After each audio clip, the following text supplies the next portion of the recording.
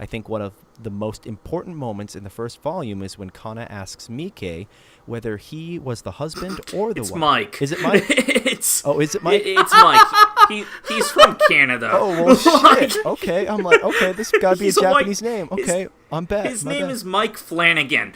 My bad. I haven't read this Mike shit. Flanagan.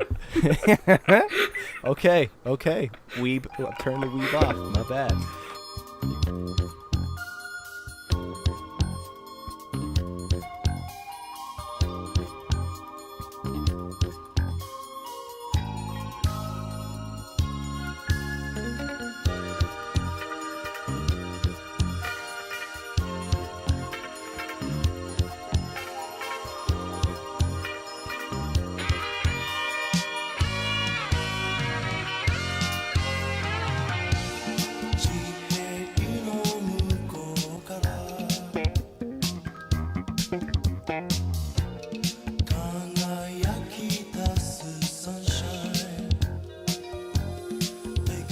Hey guys, this is CJ. You're probably wondering why there's suddenly a new episode this week that's a lot earlier than normal. Well, this is going to be a bonus episode. A very short, brief one. Basically what happened is that during the Amazon strike episode, we actually had 2 questions from Patreon. The second question was very long, and we went on for about 20 minutes or so about this. It's pretty much a series of 4 questions, and a lot of it has to do with my brother's husband, which is something that we covered a few episodes back, so which is something I do address in the question. But this segment is something I didn't want to cut entirely, because there are good questions here and some good stuff that's inside of it. So I wanted to go ahead and have this on as a little bonus addition, so that the episode didn't run too incredibly long this last week. So, without any further ado, here is the additional content that we recorded between myself, Subtle Doctor, and Josh Dunham. So, enjoy. So, we got another comment from one of our dear friends, Lum Ramayasha, from the Manga Mavericks podcast. Give them a quick listen. He says, I love how my brother's husband brilliantly challenges homophobic misconceptions by contrasting Yaichi's distrustful inclinations that have been reinforced by heteronormative social values with Kana's innocent inquisitiveness and acceptance. I think one of the most important moments in the first volume is when Kana asks Mike whether he was the husband or the It's wife. Mike. Is it Mike? Is it Mike? It's Mike. He's from Canada. Oh, well, shit. Okay, I'm like, okay, this gotta be a He's a Japanese name. Okay, I'm bad. His My name bad. is Mike Flanagan. My bad. I haven't read this Mike shit. Flanagan. Okay. Weeb, turn the weeb off. My bad. When Kana asks Mike, the normative white man, whether Just feels so wrong. I still see Mike. I don't know. Whatever. Whether he was the husband or the wife in the relationship, and Mike nonchalantly replies that that they were both husbands because they were both men. This makes Yaichi open his eyes to how wrong his mindset was and reflect on why sexual implications of homosexual relationships made him uncomfortable, because he believed one partner had to play the female and the other had to play the male, because that's what he unconsciously assumed to be natural, and by association treated being gay as unnatural. So I have 4 questions. The first question Lon Ramayasha asks us is, how do you think we can help more children and adults challenge those kinds of unconscious assumptions when we live in a world that is not universally welcoming of homosexuality, and in a culture that is so uncomfortable talking about sex that we let our misgivings about gay sex stigmatize gay people as sexual deviants, making people feel, this is a little bit of a run-on sentence, Lon Ramayasha, you know better than this, but anyway, making people feel that being gay is something to be ashamed of, and making it harder for young people to come out and have open, honest conversations about their sexuality. So again, at the top of the paragraph, he asks, how do you think we can help more people challenge these types of unconscious assumptions? And I feel like this is obviously a question that we could sit here and answer for like days, but in terms of these 2 manga, CJ, like, I haven't read them. I mean, you guys had a whole podcast on it? Yeah, a few weeks ago we had a podcast focusing on both my brother's husband and My Lesbian Experience with Loneliness. Both very two different books about being LGBT. And to kind of answer this question a little bit, I think exposing children to media a lot like My Brother's Husband will help get across the idea that it's not just about the physical side of a relationship, that it is about an emotional side as well. And I think that's always been kind of the biggest problem here in the West when it comes to trying to explain homosexuality to children, because a lot of people think that it is just purely a sexual thing, that they don't realize that there is a stronger emotional thing beyond the sex. And I think that that's step one when it comes to a lot of this. And I think having media like My Brother's Husband helps explain that very well. I think Steven Universe does that very well as well. Just to kind of throw a Western show in there a little bit as well for this particular question. But that's pretty much what I think, just kind of to give a general answer to that. Okay. But it is a good question. That is a very good one. Have you read the manga subs, or? I have not, but it is something that I would be interested in reading, especially after listening to, episode 8 of this show. It totally piqued my interest in it. And just for my part, I totally see where Lum is coming from. It's really, really hard, as a father of 3 myself, to, I just feel like I'm fighting heteronormativity, constantly.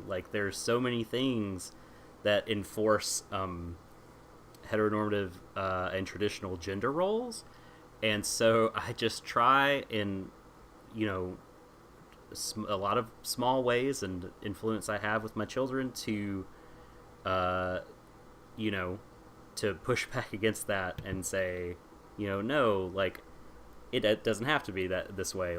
Actually, you can love who you want to love. If these two people love each other, it doesn't matter, boy, girl, what have you. So I think he raises an important question. And if, like we heard on the podcast, these two manga can help in that regard, then I think that they are doing very, very good things. And to be a little clear on this, in case you haven't heard episode 8 of the podcast, My Lesbian Experience with Low Romance is more about depression and learning to love yourself than it is anything else in that book. But a big part of her identity is her being a lesbian. But in terms of trying to help make children understand, that's not a great book to suggest to one. That's for a completely different set of things that might be going on with a kid. But that's a book for you, the adult, to read to get your shit together, so that maybe you can feed it in digestible terms to young people. Okay. Right. So then, quickly, just brushing through the next couple questions here, he asks, do you think books like My Brother's Husband should be recommended reading in school curriculums, or at least widely available in schools and public libraries, so as to help kids at an early age understand that it is indeed, quote, okay to be gay? I don't know about school curriculums, but public libraries and school libraries, totally. I kind of have this feeling, if you're old enough to find this book, then you found at the right time. That's kind of my opinion. If this book, because here's my thing. There's a very, very interesting line of how far should the schools teach versus influence in the home, and that's a whole nother topic that's not even anime related. But I feel like if you're into anime and manga, and you run into this book, and this book confuses you, or this book piques your interest, or something about this book, draws you towards it, then I think you're old enough to start understanding these sorts of things. You know what I'm saying? I would let the mind kind of naturally gravitate towards it. So I don't think a curriculum is appropriate, though I do think it should be available for, that experience to occur. Yeah, I think let it. I mean, not to come off as an asshole or disrespectful or anything, but let it stand the test of time for a while before we start making it part of a curriculum that is meant to teach children like the most sort of timeless works of our human history. And there Right. are many of those that have pro gay, pro LGBTQ messages in there. I guess it just is then a matter of the teachers teaching it. Right. Because like when you say school curriculum, I'm trying to think of how you could apply that to an English course or something like that, and I kind of have a hard time wrapping my Right. head around that. That's Certainly, where I'm at. certainly there could be like a university course of like sort of Right, alt yeah, or like queer if you're doing, comics, like, a and you could fit those in there. Yeah, or if you're doing like a civics class or something Yeah, like but that. I think he's or referring a- specifically to like you know. elementary or junior Yeah, high. Right. Right. And I just now thought of another really good book for kids to read in terms of LGBT topics. There's a really great graphic novel called Drama, written by Rena Tellemeier, who is an amazing graphic artist, and just her books are amazing.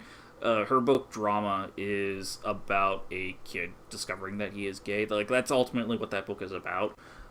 It's fantastic reading. I highly recommend it, and it is totally appropriate for kids.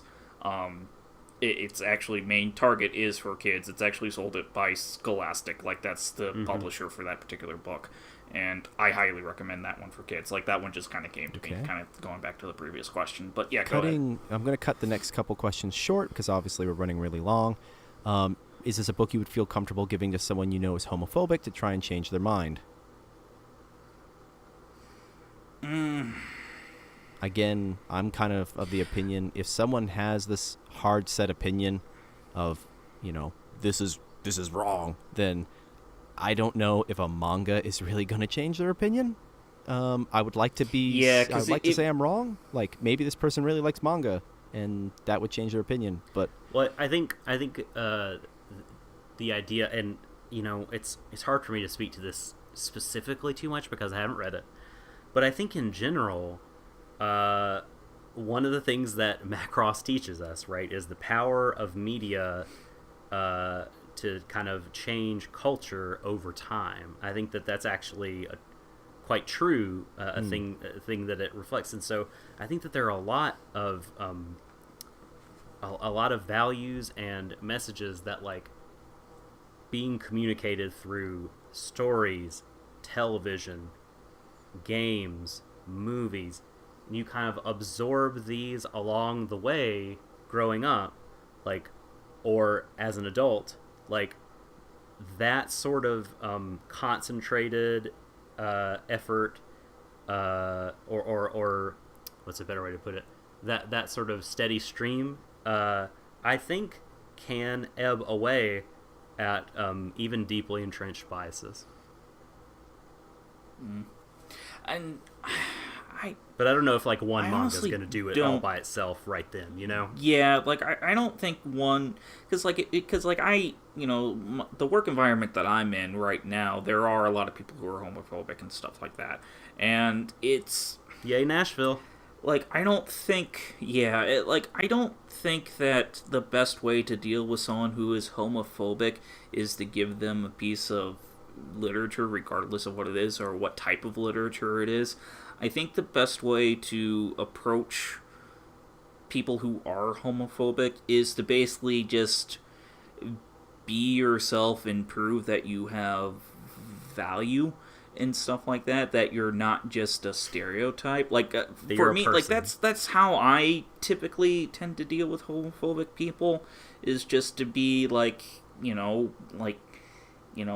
not the people that they think that you're in your head, like they're living, breathing people who have hopes and dreams and fears and everything else. They're just like you and me, except they have one or two things that make them different from you. And I think that's the best way to always approach people who are like that, is to be like, hey, this is just a part of who I am. Like, I am, there's multiple things to offer outside of just sexual preferences and stuff like that. Like, again, like, my job is not to be, gay and stuff like that.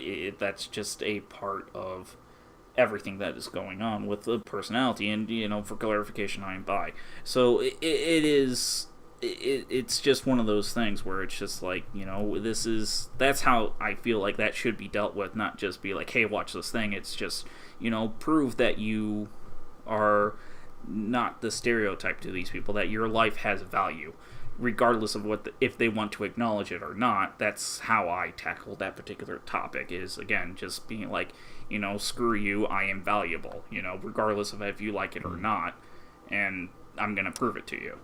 That's how I'm glad you typically said that last part, not I have to prove it, because I don't think anyone should have to prove it. Your existence should be enough. I mean, this is, again, going a little bit down a rabbit hole, again, not a political and a societal podcast, but no, I think that's a really good kind of mentality to it. Both of you, I think, selling media a bit short on my end, so thank you, Subs, for kind of saying that. But at the same time, CJ, I think it's not that this manga is magic. The rainbow is not going to hit this person in the face and suddenly change them, but certainly would be nice if it did. So, right. Last question. I feel like we kind of already answered it. What's the difference between brother's husband and lesbian experience? CJ, you said, it's basically the depression thing. Yeah, the main difference between the books is My Brother's Husband is about a person learning about his own shortcomings and his own, like, him trying to change his own worldview, while My Lesbian Experience with Loneliness is mainly about a girl, or a woman, I should say, opening up and realizing a lot of the stuff that she's done in her life and why she is the way that she is. And so, My Lesbian Experience with Loneliness is this story about self-discovery and learning about why she ticks the way that she ticks, and just kind of her learning and growing as a person. And that's basically the differences between these two books, is that one is a very personal tale, while another one is a story about a dude kind of changing his worldview.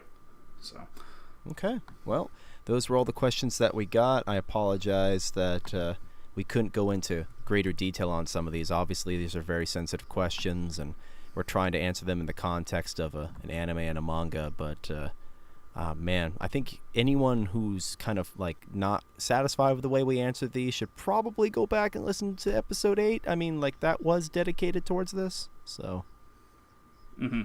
Right. It's a good episode anyway, so, just go ahead and read it. We talk about those books more in depth anyway, so go ahead and take a listen to those episodes. Yeah, or just go out and read those books, because they're both really good books. This is a really touching, heartening end to this episode about cold business adventures. I feel like to end the episode, I just want to put my arms around you guys' shoulders and we all sway lit cell phones to the end of Tears for Fears head over heels. That's how I envision this. Oh, ending. Wow. That's a deep cut there. La la la la la. Very Donnie Darko. Man. Imperialism, homosexuality, anime strike, all in the same episode. Yes. There's a name for an episode. Please don't. No, for the love of God, please do not. No.